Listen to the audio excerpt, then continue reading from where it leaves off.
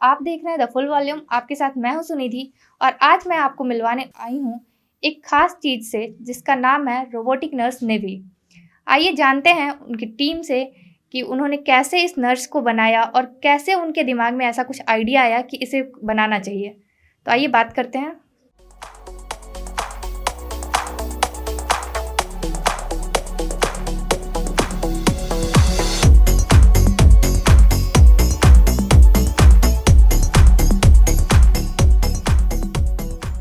हम आपको आज मिलवाने वाले हैं एक अनोखी चीज़ से, रोबोटिक नर्स से। जी हाँ, आपने सही सुना, ये एक रोबोट है जो कि नर्स का काम करेगी। इसे बनाने वाले लोगों से हम बात करेंगे और जानेंगे इसके बारे में और ये क्या क्या कर सकती है। सर, स्वागत है आपका। सर, आपका नाम? शुक्रिया।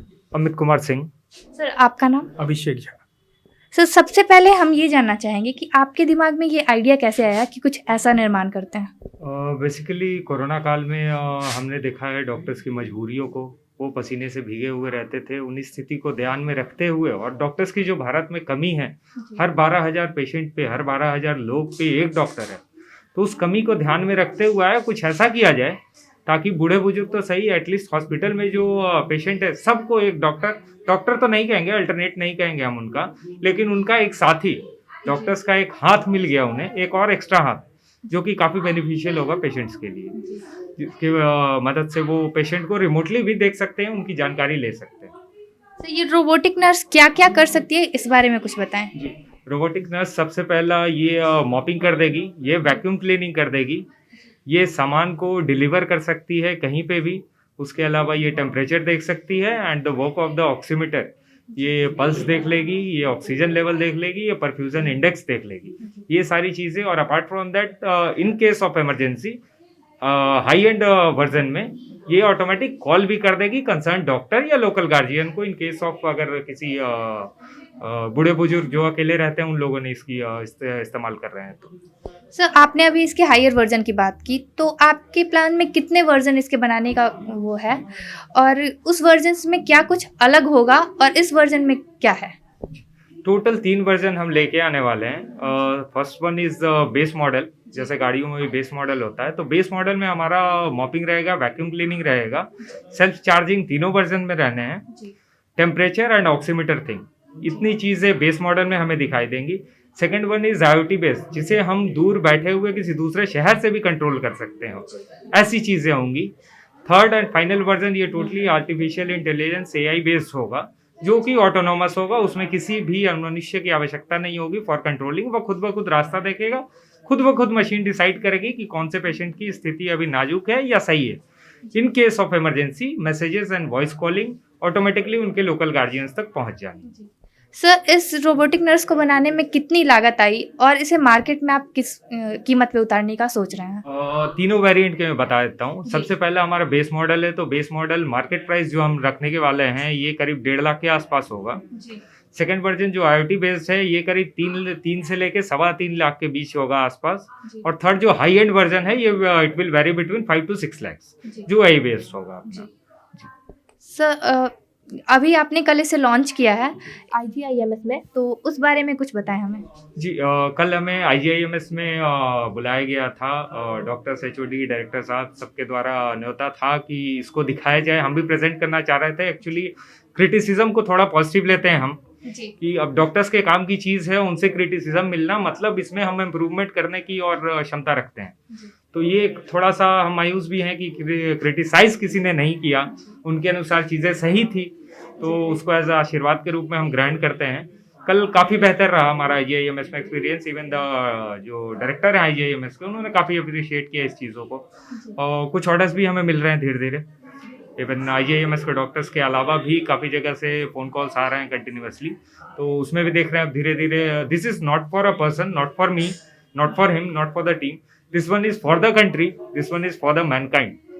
ये जो नर्स है ये काफ़ी अफोर्डेबल है, तो इस बारे में पहले कभी किसी ने सोचा नहीं है बनाने का ऐसा जो अफोर्डेबल हो, तो क्या इसका कोई पेटेंट आपने किया है? जी बिल्कुल, इसके लिए हम ग्लोबल पेटेंट फाइल करने वाले हैं, क्योंकि अभी तक जो नर्सेज हैं, इवन जो अदर कंट्रीज में नर्सेज हैं, वो एक टाइम में एक ही काम कर सकती है। इवन कुछ नर्सेज हमारे इंडिया में भी काफ़ी बड़े बड़े हॉस्पिटल्स ने खरीदी हैं, मैं नाम नहीं लेना चाहूँगा।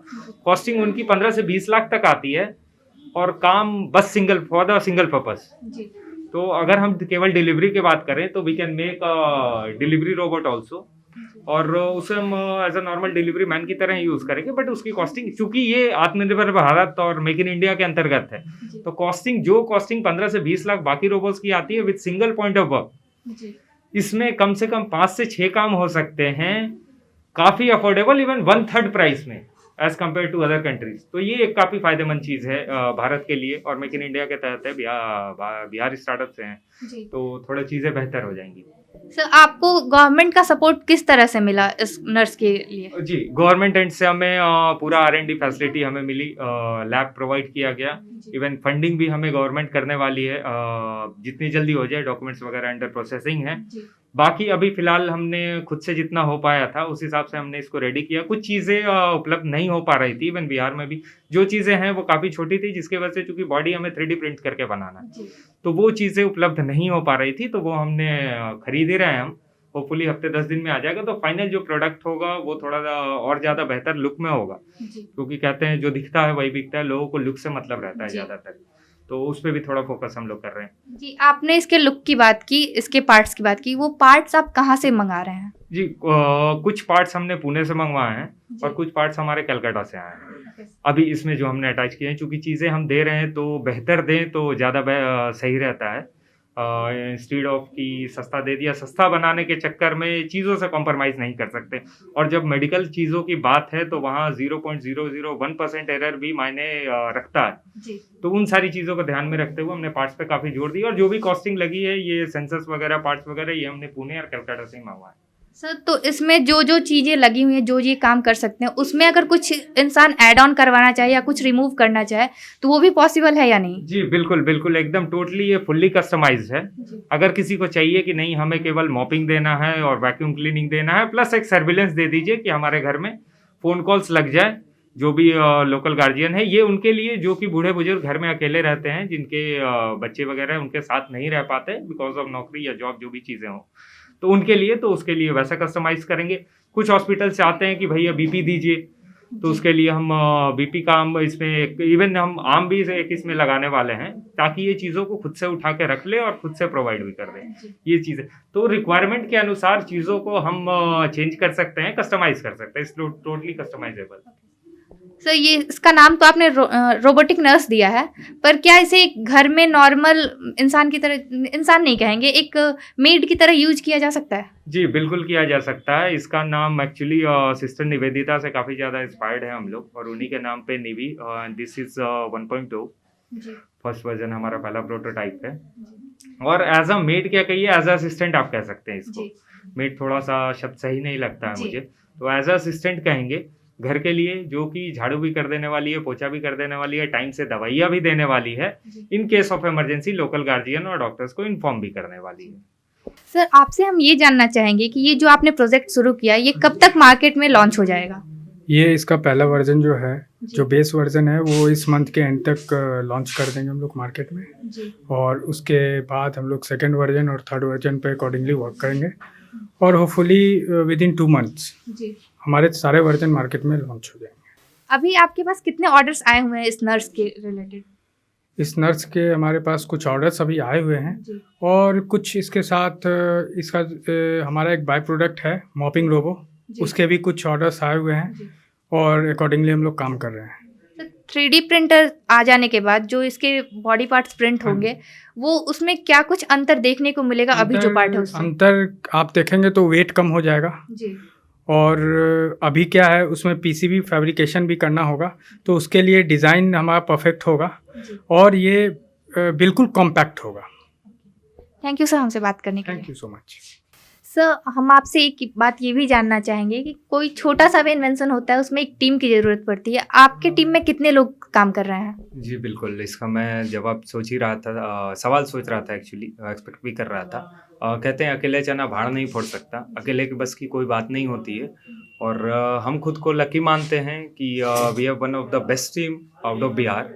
काफ़ी ज़्यादा इंटरव्यूज़ लेने के बाद करीब ये 5 बच्चे सेलेक्ट किए हमने, और सब इलेक्ट्रॉनिक्स बैकग्राउंड से हैं, हम दोनों खुद भी इंजीनियर्स हैं, तो काफ़ी बेहतर कोलैबोरेशन चल रहा है, और इनका योगदान भी काफ़ी मेहनती हैं, और साथ मिलके काम करते हैं as a team. No one is employ, no one is boss. उस हिसाब से हम काम करते हैं। एज अ टीम चीज़ें दे रहे हैं मैनकाइंड के लिए, ह्यूमन के लिए, उनके बेनिफिशियल के लिए, देश के लिए कहा जाए तो उनमें सबका योगदान है।